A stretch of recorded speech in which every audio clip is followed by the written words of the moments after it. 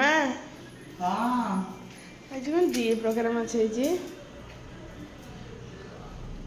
ଚୁଙ୍ଗୁଡ଼ି ମାଛ ଆଉ ରୋହି ମାଛ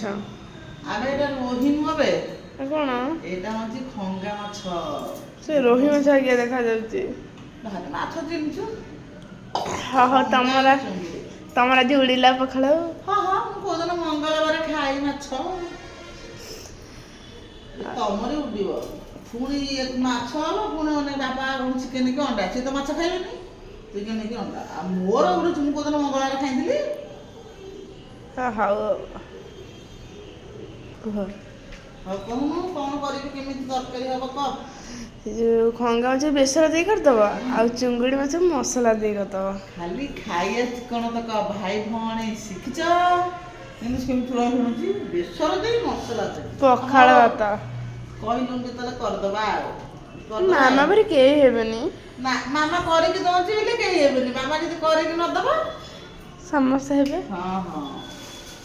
ତୁ କାହିଁ ଛିଡ଼ା ହେଇଛୁ କି ଏଇଠି ଚୁଙ୍ଗୁଡ଼ି ଚୁଙ୍ଗୁଡ଼ି ଚୁଙ୍ଗୁଡ଼ି ନେ ଖାଇଦେ ଦଉନା କଞ୍ଚା ଖାଇଦବୁ ମୁଁ ଖାଇଦିଏ ହଁ ହଁ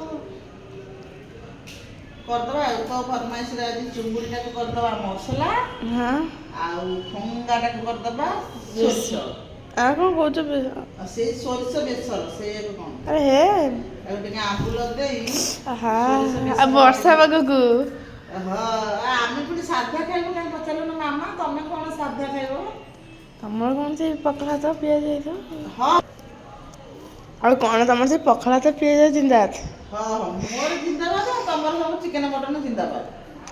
ତମେ ତ ଖାଇବନି ଆଜି ମଙ୍ଗଳବାର ଆଇଁଷ ମୁଁ ଖାଏନି ମଙ୍ଗଳବାର ହେଲା ହଁ ହଉ ନ ଖାଅ ମୁଁ ଖାଇଯିବି ତୁ ମୋ ପାଇଁ ଖାଇଦେ ହଁ ମୁଁ କାଲି ଯେତେବେଳେ ବୁଧବାର ଖାଇବି କାହାକୁ ଦେବିନି ନା ନା ନା ତମେ ରଖିଦେବି ସକାଳକୁ